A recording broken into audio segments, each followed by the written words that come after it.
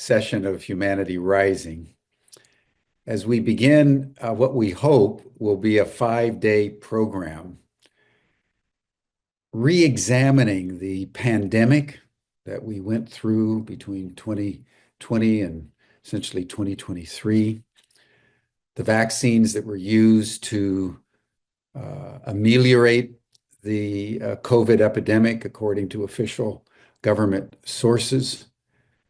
And I want to just say right at the onset that we're taking a risk in having this program because this program would not have been possible up until the election of Donald Trump. And his policy formation that is being now implemented by Robert Kennedy Jr., who has been confirmed by the Senate as the Secretary of Health and Human Services, and has promised a thorough evaluation of what happened during the pandemic and the efficacy of the vaccines that were used during the pandemic, as well as the efficacy of vaccines generally. We know that this is highly problematic. We know that many of you have very diverse points of view. But we also know with Socrates that the unexamined life is not worth living. That's what he said at his trial in ancient Athens before he was sentenced to die. They asked him to retract, and he said, I cannot, because an unexamined life is not worth living.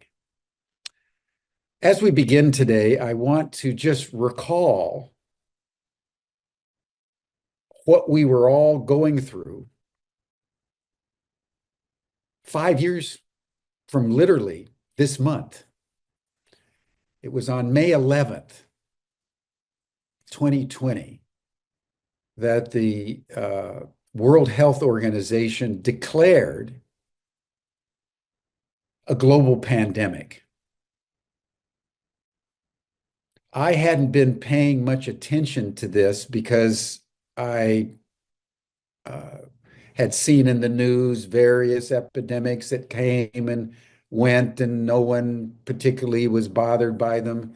But with the COVID-19, I was struck by how relentless the news reporting was, how pervasive the news reporting was. And then within days,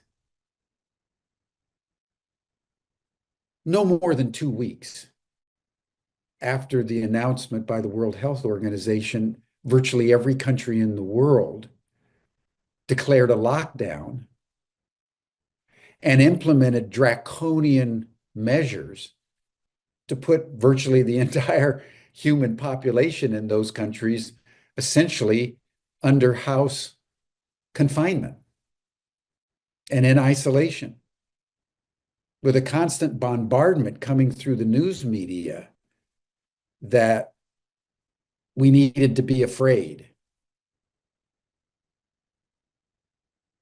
And then we were told that we needed to take the Pfizer or Moderna or the Johnson & Johnson vaccines. It wasn't the pandemic that struck me as much as the instant, globally coordinated lockdown. And that signaled to me that there was something deeply wrong with this picture.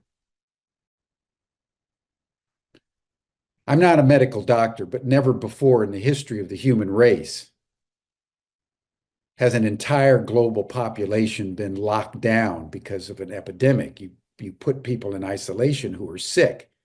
You don't put all the healthy people out of the sunshine, out of the fresh air, into lockdown.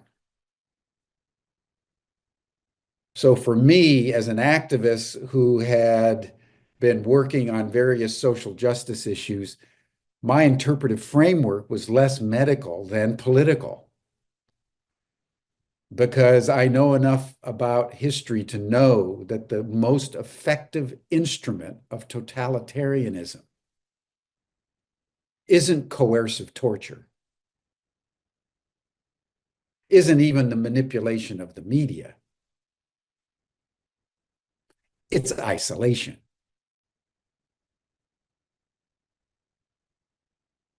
I happened to be in Amsterdam at that time. And all of a sudden, you couldn't go out of the house unless you had a kind of an official reason.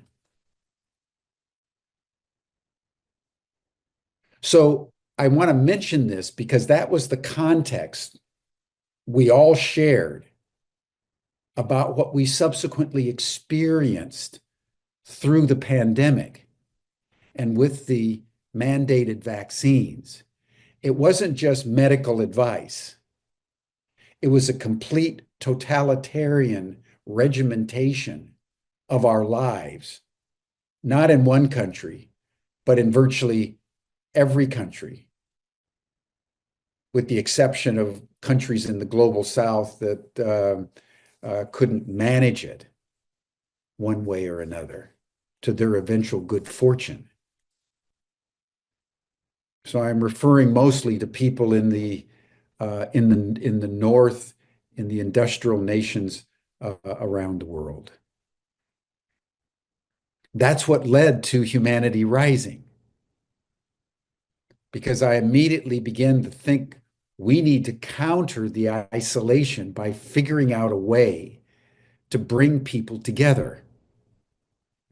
So COVID was the impulse that gave rise to Humanity Rising. And we worked and we thought, and first we thought it was going to be over in a couple of weeks, if you remember, and then it seemed to be permanent state of affairs. So on May 22nd, 2020, we gathered an extraordinary spectrum of people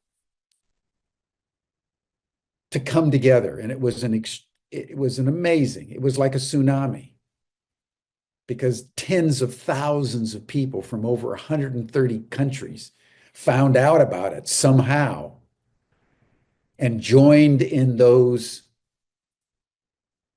sessions every day, live, 7 days a week. If you remember, those of you who were there at creation, 7 days a week till the end of 2020. And finally, the staff at Ubiquity said, listen, Jim, we can't keep going. So starting in 2021, we started to do them 5 days a week. We gave people the weekends off. But the impulse was a defiance of totalitarianism by doing the most simple, obvious thing that humans need and want to do, and that is to gather together in community to dialogue about reality. That's what humans do, and what most species do as social entities. They communicate.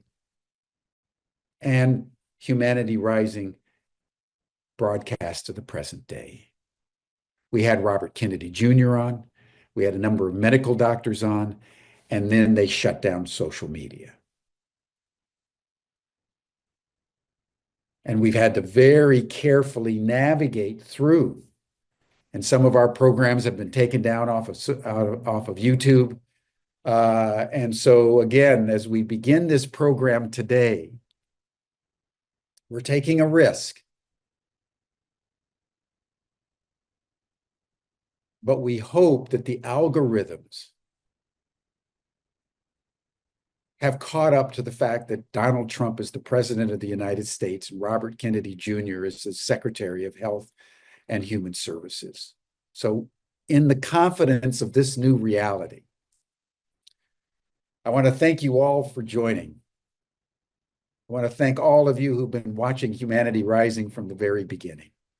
I want to thank our community, the Shannon and Stan and Georg and others who've been steadfast day by day by day, curating this space.